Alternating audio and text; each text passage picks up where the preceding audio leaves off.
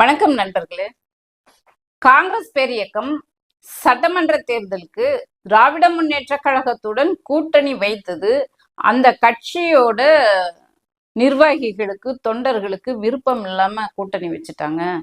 அதனால நம்ம கட்சிக்காரங்கெல்லாம் வேற கட்சிக்கு மாறிடலாம், ஸ்ட்ரைக் பண்ணலாம், வேண்டாம் இந்த கட்சியில நம்ம இந்த திராவிட முன்னேற்ற கழக கூட்டணியில இருக்கக்கூடாது அப்படின்னு சொல்லிட்டு பல்வேறு விதமா அது மிரட்டி கூட்டணி வச்சுட்டாங்க, தாண்டோன்றித்தனமா வச்சுட்டாங்க. இப்படி எல்லாம் காங்கிரஸ் பேரியக்கம் குறித்தும் திராவிட முன்னேற்ற கழகம் குறித்தும் அவங்க தொண்டர்களே சோசியல் மீடியா இந்த மாதிரி பிளாட்ஃபார்ம்ல எழுதிட்டு இருக்காங்க அப்படின்ட்டு காங்கிரஸோட எம்பி கார்த்திக் சிதம்பரம் அவர்கள் ஒரு ஆடியோ இதுக்கு மறுப்பு தெரிவிச்சு வெளியிட்டு இருந்தாரு. அந்த ஆடியோ என்னன்னு இப்ப கேட்டுருங்க. நீங்க நிறைய பேர் சோசியல் மீடியா இதுல எல்லாம் எழுதுறாங்க, காங்கிரஸ் கட்சி டிஎம்கே கூட கூட்டணி வச்சதுனால எல்லாரும் ராஜினாமா பண்ணணும் அப்படி இப்படின்னு. ஃபர்ஸ்ட் எல்லாரும் ஒண்ணு நல்லா தெரிஞ்சுக்கணும், காங்கிரஸ் கட்சி டிஎம்கே கூட கூட்டணி வச்சதுன்னா அது எல்லாரையும் கலந்து ஆலோசிச்சது பின்னதான் கூட்டணி வச்சாங்க. முதல்ல எம்பிஸ் எல்லாரையும் கேட்டாங்க, டெல்லியில கூப்பிட்டு ஏஐசிசி செக்ரட்டரிஸ் எல்லாரையும் கேட்டாங்க. அதுக்கப்புறம் எம்எல்ஏஸையும் போன் பண்ணி கேட்டாங்க, நிர்வாகிகளை கேட்டாங்க. இதெல்லாம் கேட்டதுக்கு அப்புறம் தான் அது இந்த கூட்டணியிலேயே இருக்கலாமா வேண்டாமான்னு யோசிச்சு இதுலதான் இருக்கணும்னு எல்லாரும் சொன்னதுக்கு அப்புறம் தான் ஏஐசிசி இந்த முடிவு எடுத்தாங்களே தவிர யாரும் இதை யாரு மேலேயும் திணிக்கல. அதனால இப்படி திணிச்சாங்க, இது அவருடைய விருப்பத்துக்கு, ராகுல் காந்தி விருப்பத்துக்கு மீறாக பண்ணாங்க அப்படின்னு சொல்றதெல்லாம் தப்பு. இது எல்லாரையும் கேட்டு கலந்து ஆலோசிச்சு, சரி இவ்வளவு நாளா பயணிச்சிட்டோம் இவங்க கூட, அவங்க பாராளுமன்றத்தில் நமக்கு தேவை, அவங்க கூட்டணியை நம்ம எப்படி அப்படியெல்லாம் அவசரத்துல எல்லாம் முறிக்க முடியாது அப்படின்னு கர்கே அவங்க எல்லாம் முடிவு பண்ணி, எல்லாரும் முடிவு பண்ணி எல்லார் கருத்தையும் கேட்டு, ஒரு எம்எல்ஏவோ ஒரு எம்பியோ இங்க இதெல்லாம் உடைச்சிட்டு போனாதான் ஒன்னும் வெகமெண்டெல்லாம் யாரும் பேசல. எல்லாரும் இந்த முடிவு எடுத்துக்கிட்டாங்க. அதுக்கப்புறமும் தேர்தல் கூட்டணி சீட்டு நடக்கும் போது கூட எல்லாரும் போய் இந்த சீட்டை கேளுங்க அந்த சீட்டை கேளுங்க தான் சொன்னாங்களே தவிர இந்த கூட்டணி வேண்டாம்லாம் யாரும் சொல்ல. சீட்டு வந்ததுக்கு அப்புறம் இவ்வளவு வேட்பாளரை போடுங்க அவங்கள வேட்பாளரை போடுங்க தான் சொன்னாங்களே தவிர இந்த கூட்டணி வேண்டாம்லாம் யாரும் சொல்ல. ஆனா அதை பத்தி நிறைய பேர் தவறா எழுதிட்டு இருக்காங்க சோசியல் மீடியால, கட்சியில. இதை கொஞ்சம் நான் தெளிவுபடுத்திக்கிறேன். இது எல்லாரும் கேட்டு எல்லாரையும் ஆலோசிச்சு, முன்பெல்லாம் இந்த அளவுக்கு கூட ஆலோசிச்சது கிடையாது. இந்த தடவை எம்பி எம்எல்ஏ நிர்வாகிகள் டிஎன்சிசியில் இருக்கவங்க முக்கியஸ்தர்கள் எல்லாரையும் கேட்டுதான். நம்மளும் கீழே கேட்கும் போது சிலர் வேண்டாம்னு சொல்லும் போது கூட பல பேர் அங்க போலாங்க, அங்க போனா ஓட்டு வாங்கலாம், ஜெயிக்குமான்னு கேட்டா ஜெயிக்குமான்னு கேரண்டி பண்ண முடியாதுங்க, இங்க இருந்தாதான் சீட்டு வரும் அப்படிதான் சொன்னாங்க. அதனால இது தெளிவுபடுத்திங்க. இது யாரோ ஒரு தனியா ஒருத்தர் மட்டும் போய் இந்த கூட்டணி எல்லாம் வைக்கல. அப்படி யாருக்குமே விருப்பம் இல்லாத கூட்டணி வச்சிருந்தா 96 ஆன மாதிரி ஆயிருக்கும். யாருக்குமே பிடிக்காத கூட்டணி வச்சிருந்தா கட்சியே பிரிஞ்சு போயிருக்கும். அதெல்லாம் ஏத்துக்கிட்டு தான் எல்லாம் இந்த எலெக்ஷனை சந்திச்சோம். தேர்தலில் வெற்றி தோல்வி வரதான் செய்யும். இவர்களுக்கு நம்ம எதிர்பார்த்தோட ஓட்டு வந்துருச்சு, இனிமே என்ன நடக்குதுன்னு பார்க்கலாம். ஆனா ஏதோ விரும்பத்தகாத கூட்டணியை தொடர வச்சுட்டாங்க அப்படின்னு எழுதுற அவதூறை என்னால ஏத்துக்கவே முடியாது. நீங்களும் பல பேர்கிட்ட இதை தெளிவுபடுத்தணும். என்ன சொல்லியிருக்காருனாக்க, இந்த மாதிரி திமுக கூட கூட்டணி வேணுமா வேண்டாமான்னு ஒவ்வொரு எம்எல்ஏவும் எம்பியும் கேட்டு நிர்வாகிகளை எல்லாத்தையும் கலந்து ஆலோசனை பண்ணி எல்லோரும் கூட்டணி வைக்கலாம் என்று சம்மதித்த பிறகுதான் கூட்டணி வச்சாங்க. அப்படியெல்லாம் காங்கிரஸ் யாரையும் கேட்காம ஒரு தலைமை முடிவு எடுத்துறாது. ரெண்டாவது, எப்போதும் இல்லாத அளவுக்கு இந்த முறை எல்லா எம்எல்ஏ எம்பியும் கேட்டுட்டாங்க. ஏன்னா அவங்களுக்கு விரும்பாம கூட்டணி வச்சுட்டாக்க முன்ன நடந்த மாதிரி காங்கிரஸை உடைச்சிட்டு போயிருவாங்கல்ல, அந்த மாதிரி நடந்திருக்கும்ல. அதனால எல்லாத்தோட விருப்பத்தோட தான் கூட்டணி வச்சது அப்படின்னு சொல்லிட்டு ஸ்டேட்மெண்ட் கொடுத்துருக்காரு. சரிங்களா? இப்போ நாம என்ன கேக்குறோம்னா, இப்போ விரும்பி திராவிட முன்னேற்ற கழகத்தோட கூட்டணி வச்சுக்கிட்டு 28 சீட்டு ஒரு எம்பி வாங்கிக்கிட்டாங்க. அப்படி 28 சீட்டு ஒரு எம்பி வாங்கிக்கிட்டு இப்ப திராவிட முன்னேற்ற கழக தோழர்கள்லாம் கஷ்டப்பட்டு உழைச்சி அவங்களுக்கு இப்ப 5 எம்எல்ஏ வெற்றி பெற்று கொடுத்துருக்குறோம். இப்போ இந்த தேர்தல்ல திராவிட முன்னேற்ற கழகத்துக்கு பெரும்பான்மை கிடைக்கல. நாம வெற்றியும் தோல்வியும் ஒரே மாதிரி எடுத்துக்கிறவங்க, நாம எதிர்கட்சியா செயல்படுறதுக்கு நம்ம தலைவர் சரி நான் எதிர்கட்சியா செயல்படுவோம் அப்படின்னு சொல்லிட்டார். சரிங்களா?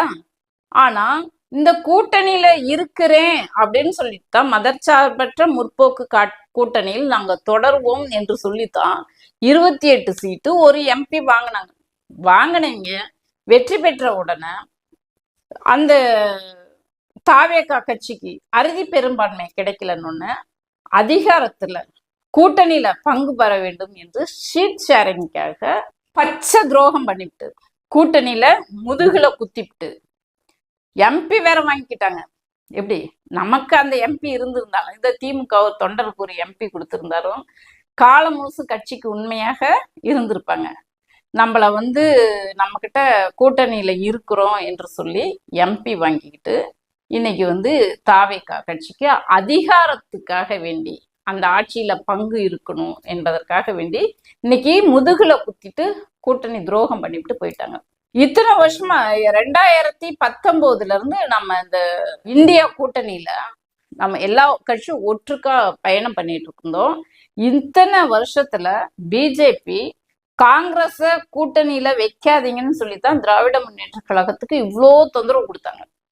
காங்கிரஸ கூட்டணியில இருந்து கழட்டி விடணும், கழட்டி விடுறதுக்கு அவங்களும் பல முயற்சிகள் பண்ணாங்க, ஏதேதோ போர் பண்ணாங்க. போன தேர்தலுக்கு முன்னாடி அந்த மாணிக் தாக்கூரை வச்சு திராவிட முன்னேற்ற கழகத்தை வேணுனே நிறைய அவதூறுகள் பேச வச்சாங்க. இதை ராகுல் காந்தி அவர்கள் வேடிக்கைத்தான் பார்த்தாரு. அவர் உண்மையிலேயே அவர் சம்மதம் இல்லாம மாணிக் தாக்கூர், இன்னும் ஜோதிமணி எம்பி, இன்னும் ஒரு 2-3 பேர் பேசினாங்க அவங்க கட்சியில திராவிட முன்னேற்ற கழகம் மேல அவதூறு பேசினாங்க. ஆனாலும் திமுக சார்பாக கூட்டணி தர்மம் ஒண்ணு இருக்கு, கூட்டணிக்காக வேண்டியும் நம்ம வந்துட்டு இந்த தேர்தல் நேரத்துல அவங்க பேசுறாங்கன்னு நம்மளும் பேசிட்டு அந்த ஒற்றுமை நமக்குள்ள இருக்கும், அந்த ஒற்றுமை இல்லாத மாதிரி மக்கள் முன்னாடி தெரியக்கூடாது என்பதற்காக தலைவர் ரொம்ப அமைதியா பொறுமை காத்தார். உண்மையிலே எங்க தலைவர் மாதிரிலாம் யாருமே வரமாட்டாங்க.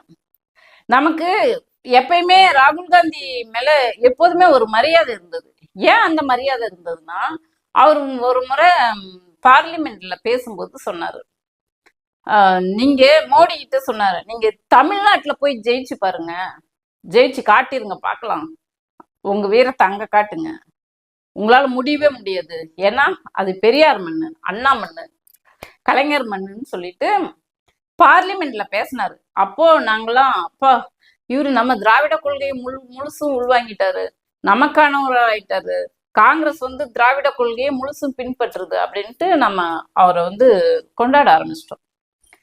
அப்புறமா தான் தெரிஞ்சது நம்ம தமிழ்நாடு தேர்தல் அப்பயே அவர் எப்படியேப்பட்டவர்னு நம்ம கணிக்கல. பீகார் தேர்தலையே கணிச்சிட்டோம். காங்கிரஸோட தப்பான அணுகுமுறையால தான் பீகார்ல அவ்வளோ பெரிய தோல்வி கிடைச்சது.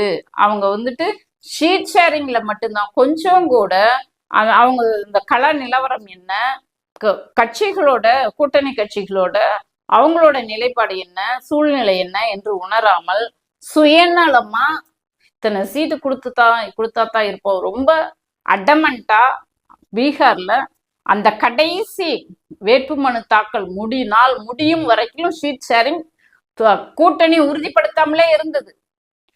அதுல கோபமானவங்க தான் இவங்க இப்படி பண்ற இந்த கூத்தெல்லாம் பார்த்துட்டு அங்க வந்து பிஜேபி வந்து பெருமளவு வெற்றி பெற்றது. அப்பயே அப்போ இந்தியா முழுசும் காங்கிரஸ் தோக்கிறதுக்கு ராகுல் காந்தி தான் காரணமா அப்படின்னு அப்பயே நம்ம வந்து ஒரு கருத்து கணிப்பு சொன்னோம். சொல்லல, மனசுல வச்சுக்கிட்டோம். இருந்தாலும் தமிழ்நாட்டுல நம்ம வந்து ஒரு கூட்டணி கட்டுப்பாட்டோட இருக்கிறோம், காங்கிரஸும் கட்டுப்பாட்டோட இருக்கு அப்படின்னு சொல்லிட்டு தமிழ்நாட்டுல மட்டும் நம்ம அனுசரிச்சு போயிட்டு இருந்தோம். எதுவும் நம்ம அவங்கள பத்தி விமர்சனம் பண்ணல.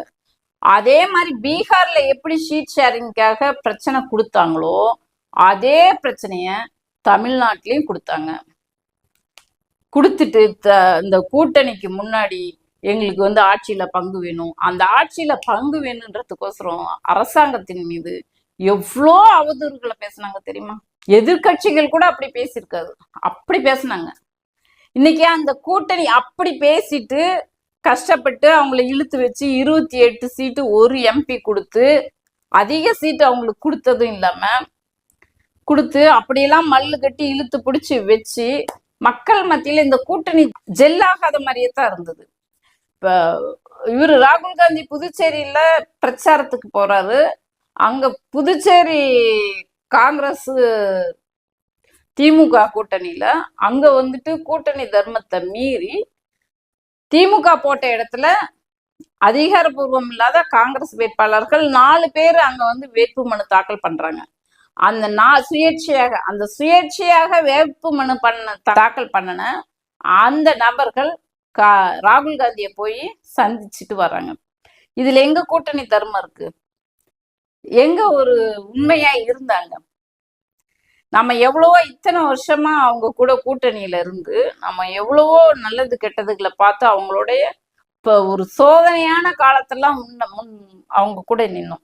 ஆனா மீண்டும் அவங்க வந்துட்டு இந்த அதிகாரத்துக்காக வேண்டி இன்னைக்கு நம்மளுடைய முதுகுல குத்திட்டு போயிட்டாங்க, தாவேகாவுக்கு போயிட்டாங்க. பரவாயில்ல, திராவிட முன்னேற்ற கழகத்துக்கு தோல்வியும் சரி துரோகத்தையும் சரி சந்திக்காமல், அவமானங்களை சந்திக்காமல் இந்த கட்சி இவ்வளோ பெரிய இயக்கமா வேறொன்றி இல்லை. சரியா? நம்ம இயக்கம் என்பது பதவிக்காக வரல. 1967 வந்து தேர்தலில் நிற்கும் போது அறிஞர் அண்ணா எம்எல்ஏ சீட்டுக்கே நிக்கல, சட்டமன்ற தேர்தலே நிக்கல.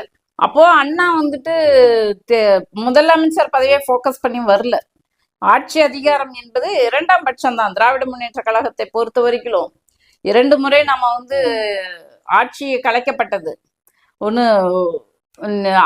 அவசர நிலை பிரகடனத்தின் போது ஒன்று, இன்னொன்று வந்து இலங்கை தமிழர்களுக்காக ஆதரவு கொடுத்தாங்கன்ட்டு ஒரு முறை, 2 முறை கலைக்கப்பட்டது.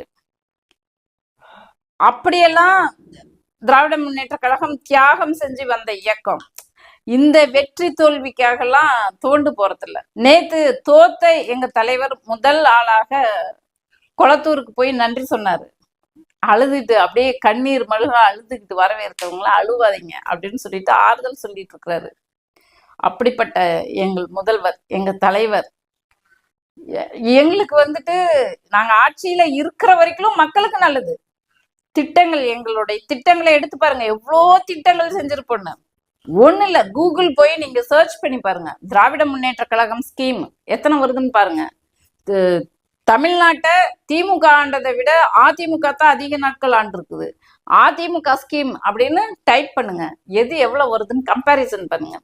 அதனால திராவிட முன்னேற்ற கழகம் ஆட்சியில இருக்கிற வரைக்கும் திட்டங்களா தீட்டுவாங்க.